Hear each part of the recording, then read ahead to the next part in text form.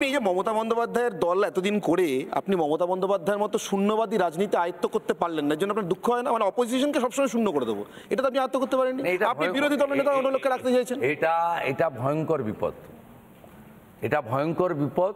জ্যোতিবাবুরা কোনোদিন করেনি। আমি খুব ছোট বয়স থেকে রাজনীতি করি, তো আমি দেখেছি জ্যোতিবাবুরা কখনো লড়েছেন রাজনৈতিকভাবে। গনি খান চৌধুরীকে চটাননি, জ্ঞান সিং সোনপালকে চটাননি, মধ্য কলকাতায় সোমেন মিত্রকে চটাননি, কাঁথিতে শিশির অধিকারীকে চটাননি, পরবর্তীকালে তপন শিকদার বা সত্যব্রত মুখার্জিদেরকেও চটাননি। এই দেখবেন একই নীতিতে অন্য স্টেটগুলোও চলে এবং খুব হেলদি একটা ডেমোক্রেটিক এনভায়রনমেন্ট থাকে। যখন রাজ্যের স্বার্থ হয় তখন দেখবেন অন্ধ্রের সব এমপিরা দিল্লিতে গিয়ে প্রধানমন্ত্রী মন্ত্রীদের ঘরে দরবার করছে। উড়িষ্যাতে আপনি নবীন পট্টনায়ক নজির দেখিয়েছেন। নবীন পট্টনায়ক অশ্বিনী বৈষ্ণব ভারত সরকারের মন্ত্রী, তাকে ইলেক্টেড করে পাঠিয়ে দিলেন সাপোর্ট দিয়ে বিজেপি। শুভেন্দু অধিকারী মমতা বন্দ্যোপাধ্যায়ের সঙ্গে দল করে মমতা কি নিলেন? আমি কারণটা আমি প্রথমটা বলি, শুনুন।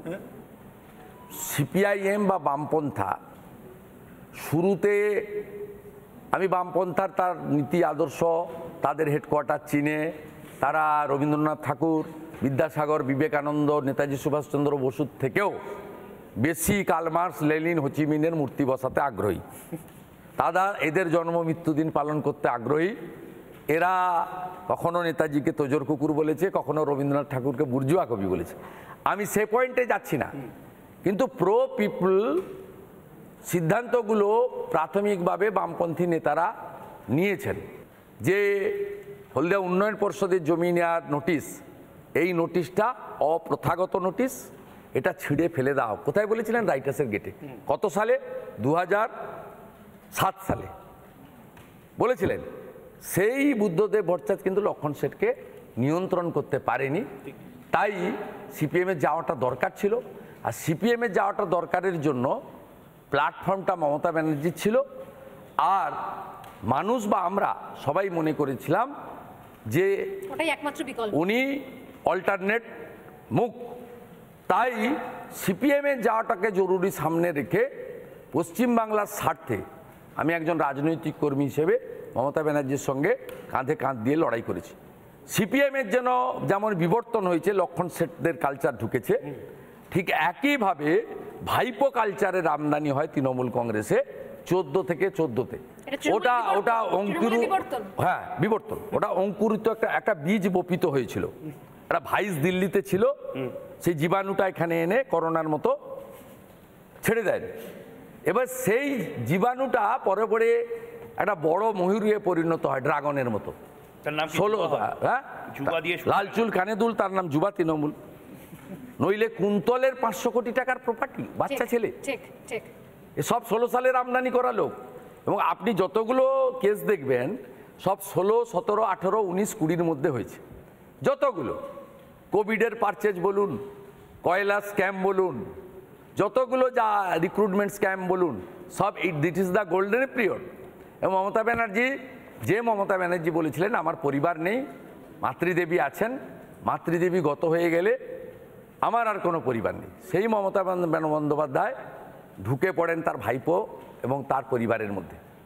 এই যে বিবর্তন, সেই বিবর্তনের সময় থেকে যারা ভাইপো রাজ এবং এই কালচারকে সমর্থন করতে পারেননি, তারাও আমাদের মতো কর্মীরা আমরাও ভাবতে শুরু করি এর বিকল্প দরকার।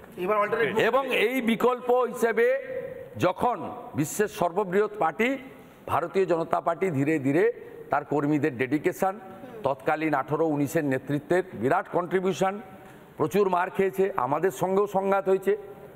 এবং আমি যখন যেটা করি নিষ্ঠার সঙ্গে করি। আমি যেদিন জয়েন করি 2020 সালে 19 ডিসেম্বর, সেদিন বলেছিলাম, এতদিন আমি বলে এসেছি তৃণমূলের প্ল্যাটফর্ম থেকে বিজেপি হটাও।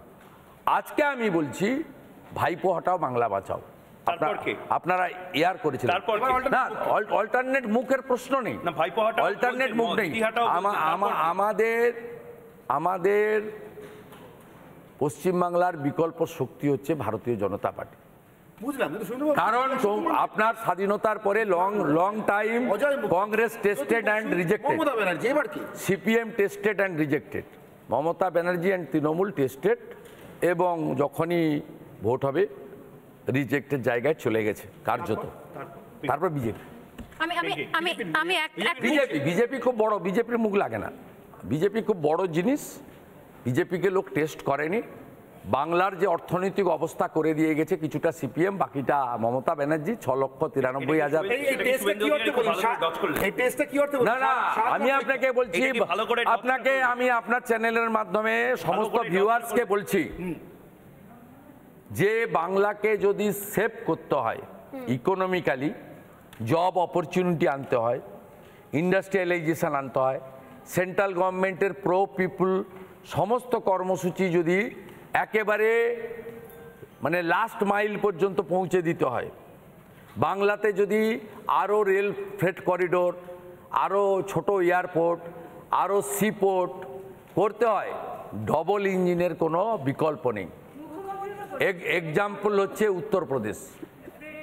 কিন্তু উত্তরবঙ্গ কোথায় কোথায় কোথায় কোথায় বলেন, তার জনসভায় তো বলেন, বলুন, নাম বলুন, কোথায় ফ্রেট করিডোর হয়েছে? হলদিয়া, ফ্রেট করিডোর, উত্তরবঙ্গ, শ্মশান করিডোর, বিভিন্ন জায়গায় বলেন তো। উত্তরবঙ্গে কি হয়েছে? তাজপুর কোর্ট কতবার হলো 10 বছরে?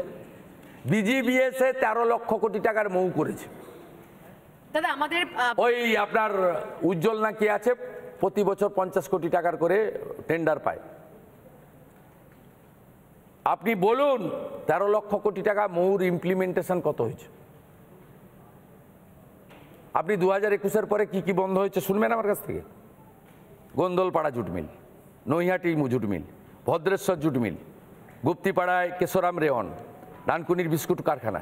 আর শুনবেন, লিস্ট বলবো, বাড়াবো, লম্বা করবো? না, দরকার নেই। পিঙ্কি কোয়েশ্চেন রয়েছে, তার সঙ্গে সঙ্গে খুব সংক্ষেপে একটা আপনার মালদা এয়ারপোর্টের খবর কি? বালুরঘাট এয়ারপোর্টের খবর কি?